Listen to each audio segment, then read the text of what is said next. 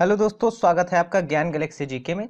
दोस्तों, इस वीडियो में हम पढ़ेंगे निर्वाचन आयोग से संबंधित समितियों और उनके अध्यक्ष के बारे में। और इन समितियों के नाम और अध्यक्ष के नाम हम बहुत ही कॉमेडियन ट्रिक से समझेंगे, जो कि आपको ज़िंदगी भर याद रहेंगी। आप कभी इसको नहीं भूलेंगे। बहुत ही फनी ट्रिक है दोस्तों, तो ध्यान से हमारे वीडियो को देखिए और जुड़े रहिए ज्ञान गैलेक्सी जीके से।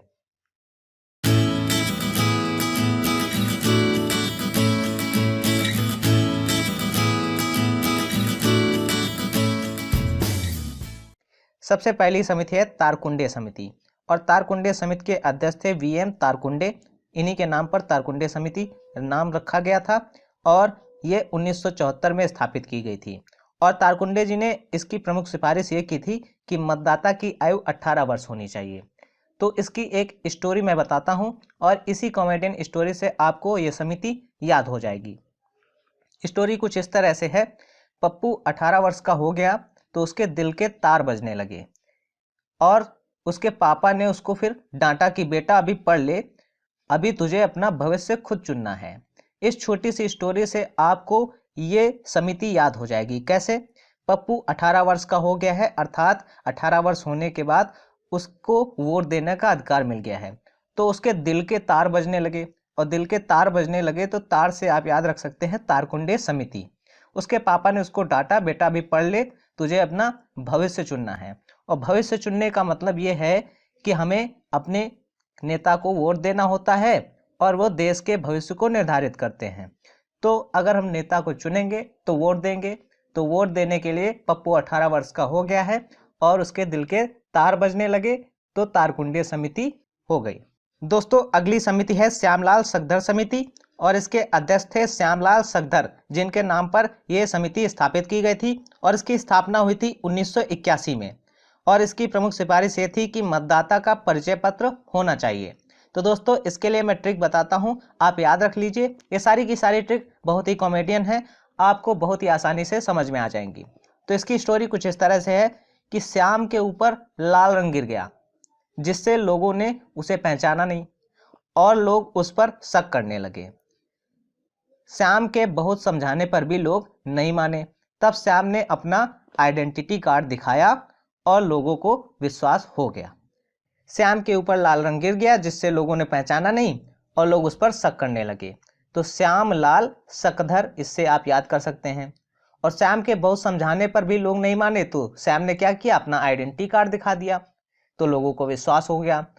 तो आप बता सकते हैं कि अगर वोट डालने जा रहे हैं तो आपका आइडेंटिटी कार्ड होना चाहिए, और इसके लिए श्यामलाल सखधर समिति बनाई गई थी। तो छोटी सी ट्रिक आप याद रखिए, इससे आपको ये समिति हरदम याद रहेगी। अगली समिति है संथानम समिति, और इसके अध्यक्ष थे के संथानम, और इसकी स्थापना हुई थी 1983 को। और इसकी प्रमुख सिफारिश ये थी कि न्यूनतम शैक्षिक योग्यता अनिवार्य होनी चाहिए। तो यदि आपको शैक्षिक योग्यता चाहिए तो आप क्या करेंगे, किसी संस्थान में जाएंगे और वहीं से शिक्षा प्राप्त करेंगे। दोनों में हम रिलेट करा सकते हैं, संस्थानम और संस्थान। किसी भी शैक्षणिक संस्थान में जाएंगे, शिक्षा प्राप्त करेंगे, शैक्षिक योग्यता में मिलेगी। तो संस्थानम समिति को हम इससे रिलेट करा के हम बता सकते हैं कि अगर आप वोटिंग में भाग लेना चाहते हैं तो आपकी कुछ ना कुछ शैक्षिक योग्यता होनी चाहिए। अगली समिति है दिनेश गोस्वामी समिति, और दिनेश गोस्वामी समिति के अध्यक्ष थे दिनेश गोस्वामी, और इसकी स्थापना हुई थी 1989 में, और इसके परिणाम मिले थे 1990 को। इसकी प्रमुख सिफारिश ये थी कि ईवीएम का प्रयोग आरक्षण के लिए चक्रानुसार पद्धति से होना चाहिए। तो इसके लिए भी एक हमारे पास स्टोरी है कि जैसे ही दिन होता है तो ईवीएम का प्रयोग करके वोटिंग शुरू हो गई। दिन होते ही ईवीएम का प्रयोग करके वोटिंग शुरू हो गई और लोगों के सामने मतदान की नई टेक्नोलॉजी रखी गई। दिन से दिनेश, और ये दिनेश गोस्वामी समिति हो गई, और ईवीएम का प्रयोग करके वोटिंग शुरू हो गई। तो इसको आप रिलेट कर सकते हैं, दिन से दिनेश गोस्वामी समिति और ईवीएम का प्रयोग करके वोटिंग शुरू हो गई। अगली समिति है टीएन सेशन समिति, और टीएन सेशन समिति के अध्यक्ष थे टीएन सेशन, और टीएन सेशन ने इसकी स्थापना की थी 1992 को। और इसमें सिफारिश की थी कि एक से अधिक क्षेत्रों से चुनाव लड़ना मना हो, अर्थात कोई भी चुनाव लड़ रहा है तो बस एक ही क्षेत्र से वो चुनाव लड़ सके। तो मैं इनके बारे में बहुत ही महत्वपूर्ण बात बताता हूं कि टीएन सेशन जो थे वो 10वें मुख्य चुनाव आयुक्त थे हमारे भारत के, और अभी हाल ही में उनका 10 नवंबर 2019 को देहांत भी हो गया और 87 वर्ष के थे। ये एक बहुत ही जज्बे वाले व्यक्ति थे। टीएन शेषन के बारे में एक बात प्रसिद्ध थी कि चुनावों में पारदर्शिता के लिए ये किसी भी नेता से टक्कर लेने के लिए तैयार रहते थे, और इन्होंने ही एक से अधिक क्षेत्रों से चुनाव लड़ने के लिए विरोध जाहिर किया और इसे भी लागू किया था। तो आप इनकी स्टोरी याद ही रखिए, तो टीएन शेषन आपके दिमाग में नाम छप जाएगा।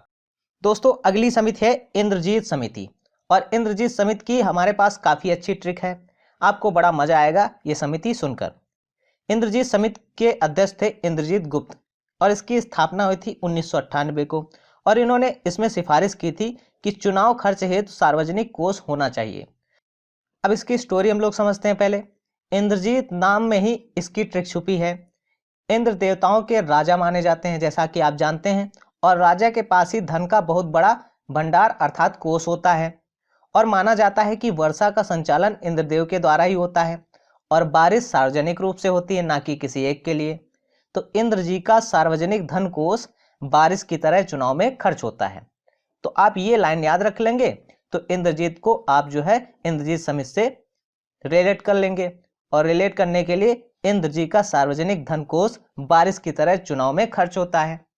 तो इंद्रजीत समिति ने क्या बताया था कि सार्वजनिक कोष होना चाहिए जो चुनाव में खर्च होता है।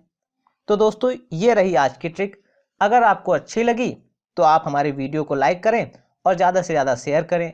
मिलते हैं अगले दिन। धन्यवाद। जय हिंद।